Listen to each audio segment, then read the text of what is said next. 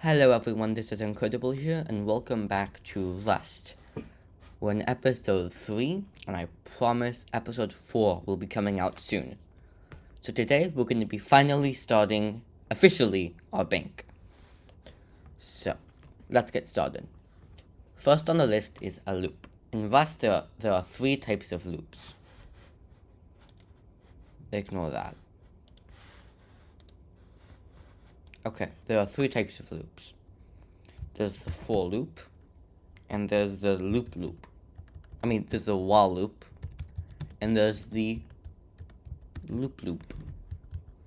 So for loop will look something like this. For I in. If you're in Python, you might complete to range, but in Rust we do something special. We do 0 ... dot 7 or number. This basically says create a range going from 0 to 7, a list with the numbers from 0 to 7, and iterate over that list with and every element, put the element of the current iteration we're on in I. So this is a standard for loop, but you could do for I in list or however you wanted it. The while loop, as I'm sure you can guess, is a while loop. So while x, yada. This means while x is true, this loop will continue. We'll get to the end, check if x is true, then if it is, go again, if not, break. And then the loop, or the loop as I call it. This is literally just an infinite loop. It will never end unless you tell it to end. So, because we're creating a program loop, and we only want our program to end upon request, we're going to use the loop. So, let's get started. First, we're going to use prompt for an instruction. So, what should we ask? Well, we're going to go ahead and ask using print line.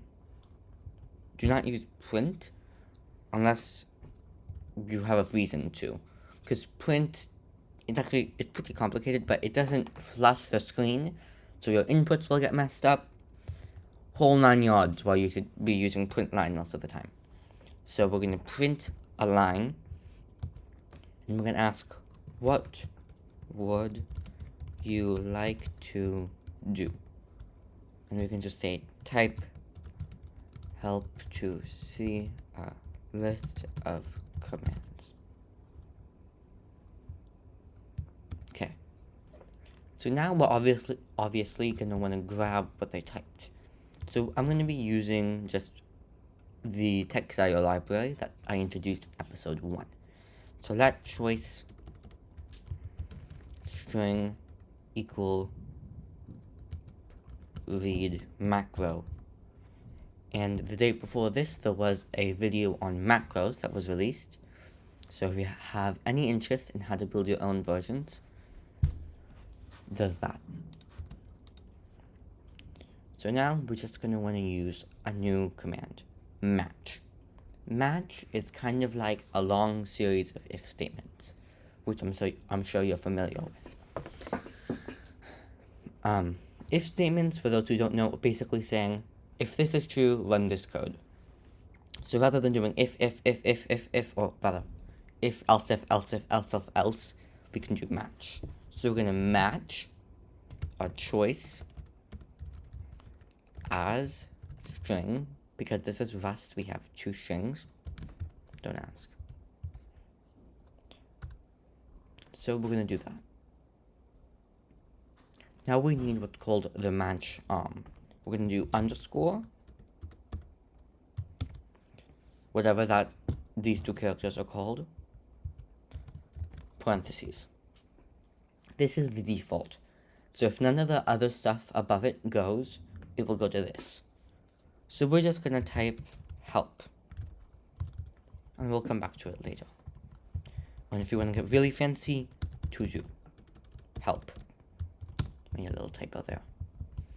So First, we're going to match instruction number 1. So we're going to put 1 and in quotation marks because it's a string, and we're matching strings. And then we're going to do deposit. Print line, how much would you like to deposit? So now we're gonna get how much they want to deposit by doing let amount f32 equal read exclamation point semicolon. And I believe we already talked about integer data types. So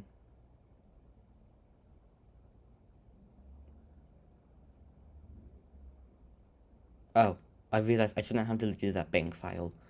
Oopsie. I'll just grab it, don't worry. Anywho. So, now we're gonna call... We're actually not gonna do anything. So we're just gonna copy this. And I have, obviously, the code of what we're gonna be building on a separate screen, so I'm just gonna copy the rest. Actually, let's type it out.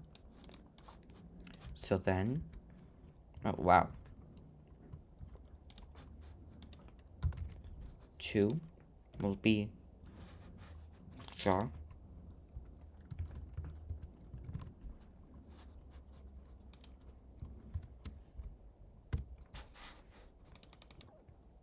3 would be your balance is, and then we're going to use this, the format syntax, which is just brackets and then in a separate argument. And then 4 is not implemented yet. 5 is renaming, and then 6 is exit. So 6 we can actually type in full right now. So if I do 6, I can print thank you for using Rust Bank. And then I can use a very special command which can only be used in loops called break. There's also continue, which basically says, I know we're not done yet, but just go to the next iteration of the loop. Break says, we're done with the loop, no more. So that's that. Now I need to pause and add that bank file back in. Okay, I'm back with the bank file restored. With that, we can now complete our main loop. So we're going to go ahead and deposit the amount.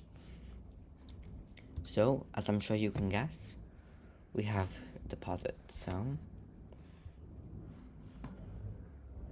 we'll do account dot modify. And then we're going to want to go ahead and look at our thing, because I forgot how that works.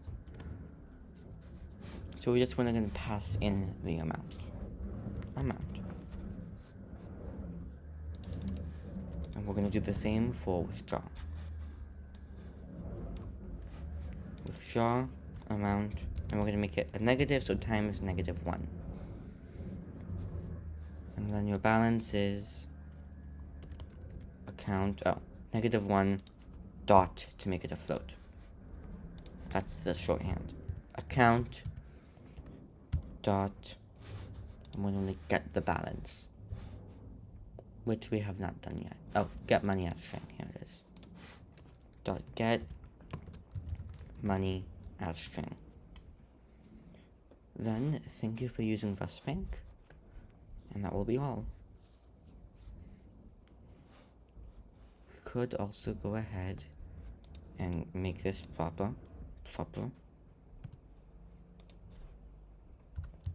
And we can also do account rename. But we're not going to implement that yet. We'll save that for another episode. I spelled that wrong. renaming. That's how you spell it. So, that will be all for today.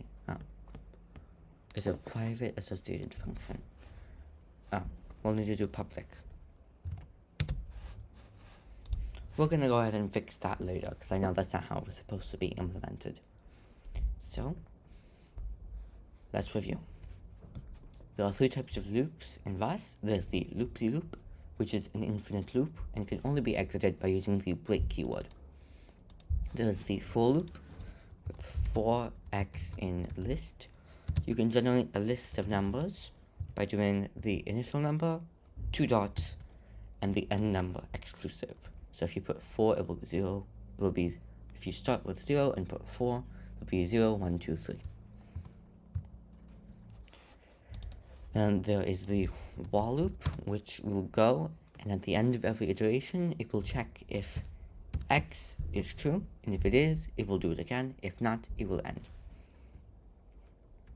There is the match statement, which is like a series of if statements all connected together.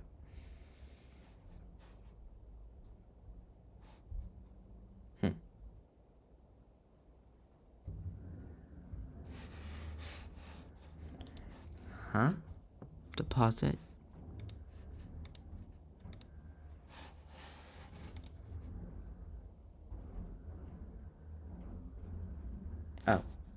We need to make the count mutable. Let's match. There's the match statement, which is just a match statement. So you give it an input, and you can create legs. So the underscore leg is the if all else fails leg. Then you prefix each leg by putting what you want it to match to. Equals that symbol, greater than, and in brackets your code. It will go from top down. So if it says X, Y, it will match X before it matches Y. So, this has been all, and this is Uncodeable signing out.